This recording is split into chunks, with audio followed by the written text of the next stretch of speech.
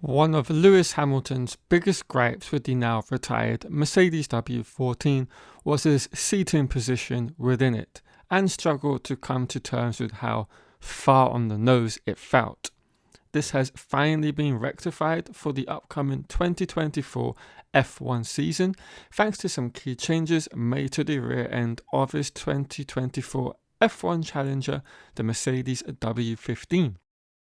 As part of a raft of changes that Mercedes have made to the W15, the images that were released to the public point towards the squad having finally listened to Hamilton's complaints and repositioned the driver's seating further back in relativity to the front wheels.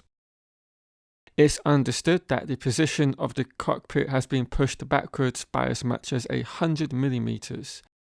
This in turn is thanks to the huge raft of changes undertaken to achieve this. Among those include complete redesigns to the fuel tank, gearbox and chassis to accommodate such a change while maintaining the maximum wheelbase dimensions. While Hamilton had endured the tricky rear end of the W14 that left him lacking confidence at times, he was also not happy last year with the seating position. Last year there were things I told them, I said the issues that are with the car. Like, I've driven so many cars in my life, so I know what a car needs, I know what a car doesn't need. And it's about owning up and saying, yeah, you know what, we didn't listen to you, it's not where it needs to be, and we've got to work, we've got to look into the balance through the corners, look at all the weak points, and just huddle up as a team. That's what we do. One of the main reasons behind why Mercedes have finally been able to address this issue is down to the team having created a whole new chassis for this season, something they couldn't do in season last year under the current budget cap restrictions. But that isn't the case this year, and have used a substantial portion of their budget to do so. This was a necessary change they would have made regardless, since they have moved away from their failed zero-pod concept and switched to the downwash style that most of the grid have converged towards. There are two major compromises which facilitated the cockpit having to be so far forward in the W13. Firstly, the sys positioning, particularly the upper one, required its own rather unique fairing, which was housed outside of the side pod. Longitudinally, the upper sys has a 50mm window in which it can be fixed. That's also dictated by the cockpit position of any given chassis. In Mercedes' case, if they chose to move the cockpit further back, this would have also resulted in changes to the side pod design that they had run, and might have led to the complete abandonment of Mercedes' current scheme. So this was an issue that they would have faced, and they probably thought the benefits outweighed the negatives, and of course now in hindsight that probably wasn't the case.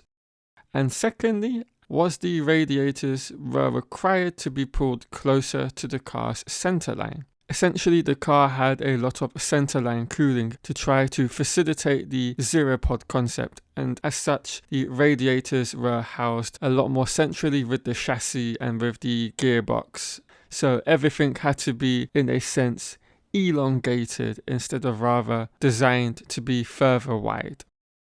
Now, for 2024, the team have had to completely redesign the gearbox, which was draggy and heavy in its previous guise. They have also had to accommodate the change in rear suspension layout, with the team now running a pushrod layout, making the redesign mandatory since the suspension arms are mounted onto the gearbox housing. And with the old gearbox, of course, with it designed around the pull rod layout, all the mounting positions are in the wrong places. All these changes have also helped iron out other flaws both drivers had about the rear end being spiteful. So thankfully for the team that has made such efforts in rectifying the position for their drivers in the first place, they have also been able to accomplish a whole host of other goals off their checklist, such as the one first mentioned. But also with the change of rear suspension comes a new geometry design. Moving further back to the front suspension on the W15, they've retained the pushrod layout from last season, but have now incorporated anti-dive fully within its design. This is something Red Bull have pioneered throughout the ground effect era of F1, and Mercedes are now finally playing catch up. But you have to do this in two sections. One is with the front suspension, while you also have to incorporate the design into the rear suspension. More on that later. But to briefly summarize what the anti-dive layout suspension is all about, it's about making sure under braking that there isn't too much bounce for the driver, and it creates a much more stable platform, and it will help to cure any understeer housed within the car. Another major revision that the W15 has undertaken is the rear suspension layout, with the team moving from a pull rod to push rod design. This change from a pull to push rod layout is primarily for aero and packaging reasons, and is dependent on the overall car's philosophy. This layout change requires a massive redesign for the entire rear end of the car. This will include a redesign of the gearbox housing and insides, as the rear suspension is mounted directly on the gearbox housing.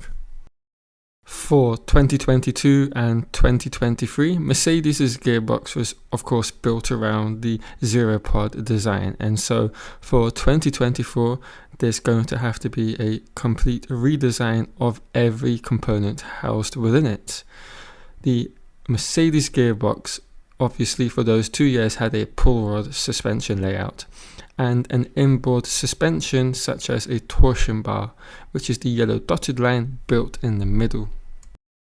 These inboard suspension parts are built in behind the gear cassette, which is highlighted with a red circle, and the fairing of the drive shaft is slanted and thick. This is a change that all Mercedes power teams will receive for 2024, with the factory outfit making this change on their W15 to help their anti-dive suspension layout, which they are rumoured to have developed.